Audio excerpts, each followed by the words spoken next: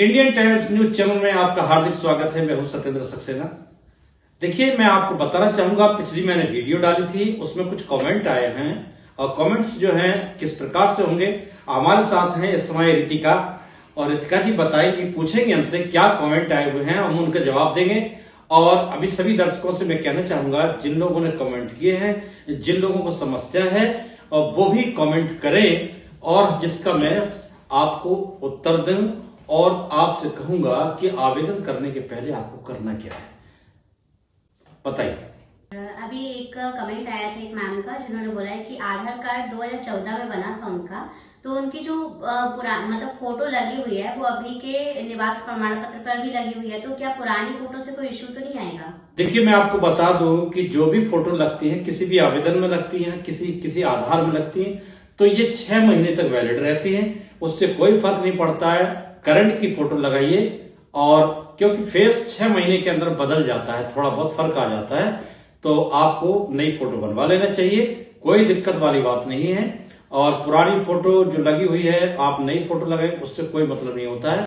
Next question क्या है आपका? और सर, दूसरा क्वेश्चन है कि एक आशा पद पर काम कर रहे, एक 5 साल तक उन्होंने काम किया है, अभी फिलहाल में उनको एएनएम का सर्टिफिकेट भी मिल गया है, तो क्या वो एएनएम का फॉर्म भर सकती हैं? और अगर भरती हैं तो क्या उन्हें 5 साल संविदा पर जो उन्होंने काम किया है उसके अंक भी मिलेंगे? देखिए, मैं ये कहना चाहता हूं, अगर एएनएम पद पर, अगर एएनएम का सर्टिफिकेट आपके पास है, 2 वर्षीय डिप्लोमा यदि आपके पास है, तब तो वैलिड है।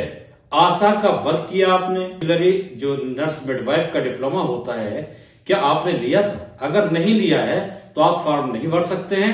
और अगर आपने लिया है और आपने अनुभव प्राप्त किया है एएनएम पद पर, तब आप अप्लाई कर सकते हैं। वरना आशा का काम आपने किया है, फिर इसके बाद में आपको एएनएम का मिला है, तो भर तो सकते हैं। पर क्या है कि आप चाहें कि आपको अनुभव जो आपने लिया है उसका मुझे कोई बोनस अंक मिले, वो नहीं मिल पाएगा। सर, नेक्स्ट क्वेश्चन है कि 2022 का जिसने पैट का एग्जाम दिया था, क्या वो इस वैकेंसी में उसका रिजल्ट लगा सकते हैं? देखिए, मैं आपको बताना चाहूंगा, 2023 में जिसने पैट एग्जाम दिया है वही अप्लाई कर सकता है, अन्य कोई अप्लाई नहीं कर सकता है। मैंने पहले भी वीडियो में बोला था कि 2023 में जिन्होंने पैट एग्जाम दिया है, उनका स्कोर है, यानी माइनस में है तो आप नहीं भर सकते हैं, और प्लस में है तो आप भर सकते हैं, चाहे भले ही 1 अंक हो चाहे 2 अंक हो, लेकिन होना चाहिए प्लस में। नेक्स्ट क्वेश्चन इज बारकोड क्या होता है? बारकोड के बारे में आपको बता दूं कि जब आपने देखा होगा मार्कशीट के ऊपर होता है, या किसी भी चीज पर, चाहे बैंक की बुक में भी, कहीं भी होता है, तो आपने देखा होगा जब आप स्कैन करेंगे तो उसमें आपकी पूरी डिटेल आ जाएगी। ये गोपनीय होता है, और जब आप स्कैन करेंगे तो आपका पूरा जो डाटा लिखा हुआ प्रदर्शित हो रहा है, वही चीज उसके अंदर आ जाएगी।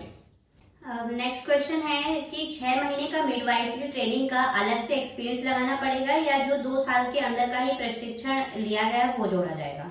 बहुत अच्छा क्वेश्चन है आपका। मैं उन बहनों से ये कहना चाहूंगा कि आपने 2 वर्ष का जो प्रशिक्षण लिया है, उसी के अंदर 6 माह का जो धात्री का होता है, उसी में वो एक्सपीरियंस जुड़ जाता है, आपको अलग से लाने की कोई जरूरत नहीं है। नेक्स्ट क्वेश्चन क्या है? जीएनएम की मार्कशीट में डेट ऑफ बर्थ में एक मिस्टेक हुआ है, उनका 5 की जगह 7 हो चुका है, तो क्या उसे सही कराना जरूरी है क्या आगे? बिल्कुल, देखिए, आपका क्वेश्चन बिल्कुल सही है, सही कराना बहुत जरूरी है। और मैं आपको ये भी बताना चाहूंगा कि जो क्वेश्चन आपने किया है, आज का अंक जो है मिस्टेक आ रहा है, ये तो बहुत बड़ा है। यानी आपको जो मेन प्रमाण पत्र है उसमें अगर डेट ऑफ बर्थ पे, खास तौर से डेट ऑफ बर्थ पे कोई मिस्टेक आ रही है, तो उसको सुधरवाना बहुत जरूरी है। फिलहाल में अगर आपको अप्लाई करना है तो अप्लाई करते समय अपना एफिडेविट लगा सकते हैं कि मैं इसको शीघ्र सुधार करवा लूंगी, तब तक हमारा आवेदन पत्र स्वीकार किया जाए। इस तरीके से आप जीएनएम वाले होने की बात ध्यान रखना, जीएनएम के आप एएनएम में करने जरूर जा रहे हैं अप्लाई, फिर आपको एक एफिडेविट बाद में देना होगा कि कहीं आप ऐसा नहीं कि जैसे कि कुछ पार्टियां भी दल बदल कर लेती हैं, ऐसा ना हो कि एएनएम छोड़ के आप जीएनएम में चले जाए और वहां की एएनएम की पोस्ट खाली हो जाए, क्योंकि एक भर्ती करते समय काफी दिक्कत होती है, और जो आपका एग्जाम ले रहा है और जो आपकी प्रक्रिया पूरी कर रहा है उसको काफी दिक्कत पैदा होती है।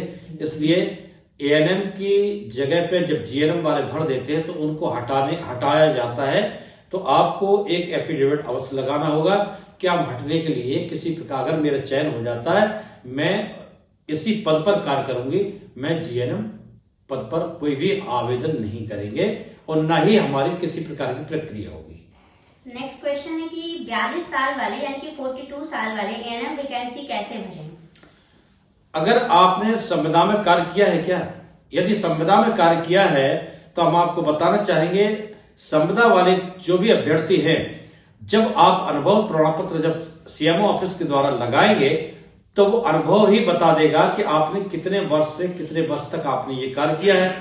तो सामान्य वर्ग के लिए है, या हम आपको बता दें आपकी जो है, अगर सामान्य वर्ग के अलावा अगर आप किसी आरक्षण वर्ग से आते हैं तो उनके लिए तो आपका जाति प्रमाण पत्र ही काम करेगा।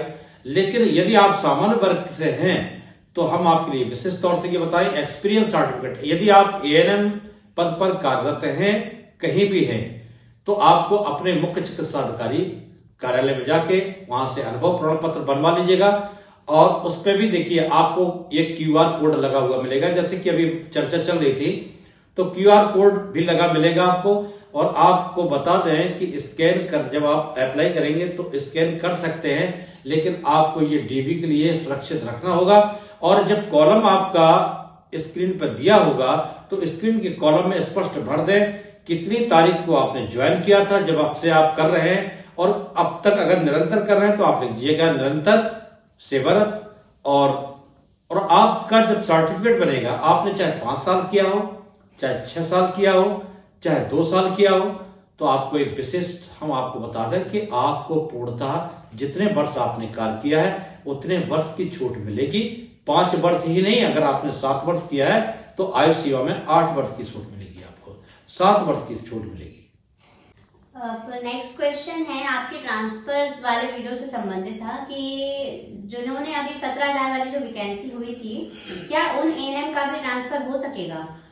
देखिए 17,000 वाली वैकेंसी बहुत करंट में है। इसके पहले बहुत वैकेंसियां डाली गई थी और जिनके चयन हुए थे तो काफी इस समय परेशान हैं। हाँ, कोशिश आप भी करिएगा और मानव संपदा पोर्टल पर इसकी एप्लीकेशन डालनी होगी। सबसे पहले आपको बहुत अच्छी बात बता दें कि आज हम इंडियन टाइम्स की ओर से एक ग्रुप बनाने जा रहे हैं और आपको हम उसका लिंक भी देंगे। और कोई भी समस्या यदि आपकी होती है तो आप उसको ज्वाइन करिएगा और उसमें उस समस्या का समाधान हम उसमें डाल दिया करेंगे। आप अपने क्वेश्चन करेंगे, एक समय भी निर्धारित कर देंगे हम कितने समय तक आप क्वेश्चनों को डालें, और आपका निस्तारण के लिए हम एक समय विशेष तौर से देंगे, आपको निस्तारण भी करेंगे। और ये आपको हम बताना चाहेंगे, जो भी ट्रांसफर वाले मामले हैं इसमें किसी को रिश्वत देने की जरूरत नहीं है। कोई यदि मांग करता है तो एक नंबर हम सीबीआई का जारी करेंगे, और ध्यान रखिएगा कोई भी पैसा मांगता है उसको किसी तरीके से आप अपने जाल में फंसाए रखें, और मैं एक सीबीआई का नंबर जारी करूंगा, आप तत्काल सूचना उनको दीजिएगा, और जिससे कि ऐसे हरकतबाज लोगों को अपनी गिरफ्त में लेके और उनको कुल मिला के दंडित किया जाए और ऐसी हरकतें न करें। और मैं आपसे कहना चाहूंगा, अभी भर्ती के समय कई ऐसी चीजें आएंगी, जब आप एग्जाम देने जाएंगे तब आपको कुछ लोग मिलेंगे वहां पे, और जानते क्या कहेंगे, आपसे कहेंगे आप एक काम करिएगा, आपका 5 लाख 4 लाख में आपका कार्य हो जाएगा, आप बिल्कुल पास हो जाएंगे, आपकी नियुक्ति हो जाएगी, आप कुछ पैसा जमा कर दीजिएगा। तो ये मैंने देखा है स्वयं सेंटरों के आसपास घूमते हुए लोगों को, और मैं पुलिस प्रशासन से भी कहूंगा कि सेंटर के आसपास ऐसे लोग घूमा करते हैं, इन पर एक पैनी निगाह रखी जाए, और भर्ती में नहीं बल्कि सिविल में अब बिल्कुल ऐसे लोगों को पकड़ा जाए। और वहां पर घूमते हैं और ये कहते हैं कि नहीं है पैसा तो कोई बात नहीं, मार्कशीट जमा कर दीजिएगा। तो ऐसे लोग झांसा देते हैं। बल्कि मैं आपको बता दूं, उत्तर प्रदेश अधीनस्थ सेवा चयन आयोग द्वारा कोई भी पैसा नहीं लिया जाता है, एक चवन्नी एक थैला भी नहीं लिया जाता है। आप लोगों को लोग गुमराह करते हैं और पैसा ऐंठते हैं, जबकि आपका होता है साफ सुथरा। लेकिन आपसे जो पैसे ले लिए हैं आप तो उसमें आ गए कि देखिए भाई हमारा तो करवाया गया है, ऐसा कुछ नहीं होता है। और यूपी SSST कभी भी पैसे का लेन देन किसी प्रकार का नहीं करती है। अगर कोई करता है तो ये अपराध है, अपराध की श्रेणी में आती है। आप जो है सूचना पुलिस को तत्काल दीजिएगा। अब है कि कस्तूरबा वालों को सरकार का तोहफा मिलेगा, मतलब कि ट्रांसफर से रिलेटेड है कस्तूरबा वालों का। देखिए, जो कस्तूरबा वाला बहन ने जो भी क्वेश्चन किया है, इसके बारे में कहना चाहूंगा कि वो पूरा डिटेल डाले। मैं कस्तूरबा को समझ नहीं पा रहा हूं कि आखिर क्या है, लेकिन फिर भी आप डालिएगा, हम आपका आंसर अवश्य देंगे।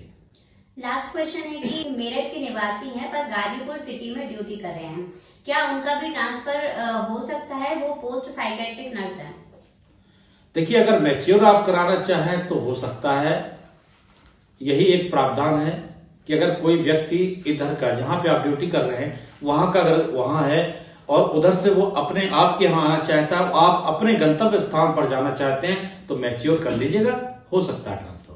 Thank you. मेरा लास्ट क्वेश्चन था। तो मैं सभी लोगों से ये कहना चाहूंगा, मैंने बोला था पिछले वीडियो में कि जो आपने मार्कशीट के ऊपर आपने जो फैकल्टी से जो दस्तावेज प्राप्त किए हैं उस पर 2012-13 या 13-14 में बारकोड लग के नहीं आते थे, तो मैंने कहा था कि अब जो करंट में जो आपको प्रमाण पत्र वहां से प्राप्त हो रहे हैं तो उसमें बारकोड लगा हुआ है, तो आपको परेशान होने की आवश्यकता नहीं है।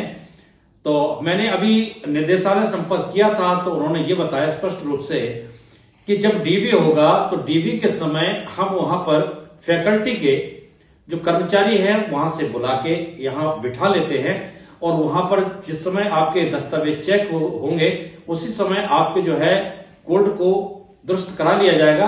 तो हम आपसे ये कहना चाहते हैं कि आप बिल्कुल परेशान मत होइएगा, और आपका नहीं है क्यूआर, आपका बारकोड नहीं है, कोई टेंशन की बात नहीं है।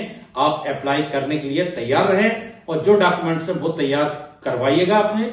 और आगे के लिए डॉक्यूमेंट्स के लिए हम बोलना चाहेंगे, इसमें जैसे मान लीजिए आपका चयन हो जाता तो अभी और दस्तावेजों की जरूरत पड़ेगी। आपको 2 करेक्टर सर्टिफिकेट की आवश्यकता पड़ेगी और जो किसी भी गजिस्ट्रेड ऑफिसर से बने हुए होना चाहिए, और इसके साथ साथ आपको 10 फोटो की आवश्यकता होगी। बहुत सारे कागज हैं, फॉर्म है, 8 पेजों में फॉर्म है, आपको फॉर्म को सबमिट करना पड़ेगा, वो भी भरने पड़ेंगे, वो हम समय पे आपको डाल देंगे। लेकिन अभी फिलहाल में अपने दस्तावेज तैयार कराइएगा और हम आपके उज्जवल भविष्य की कामना करते हैं और हम ईश्वर से प्रार्थना करते हैं कि इस बार आप कोशिश करिएगा, पढ़िएगा। अब और पढ़ाई के लिए आप लोग बहुत चिंतित होंगे, मैं आपको बहुत अच्छी बात बताना चाहता हूं। आपने जो परीक्षा होगी ना वो आपके सब्जेक्ट के अंतर्गत अंदर की ही होगी, कोई अलग से नहीं आएंगे क्वेश्चन। अब आपको आपकी जो ट्रेनिंग की जो बुक थी उसी की स्टडी करिएगा, आपका निश्चित रूप से आप सफल होंगे और हमारी शुभकामनाएं आपके साथ हैं। इंडियन टाइम्स न्यूज आपके साथ सदैव बना रहेगा और जब तक कि आपको ज्वाइनिंग लेटर नहीं मिल जाता है तब तक आपका अगर संघर्ष भी करना पड़ा तो ये हमेशा की तरह जैसे 9212 की वैकेंसी में संघर्ष किया था, हम आपके लिए भी संघर्षरत रहेंगे। बस आपका प्रेम प्यार ऐसी मधुरता के साथ बना रहे, तब तक के लिए हम विदा लेते हैं। नमस्कार।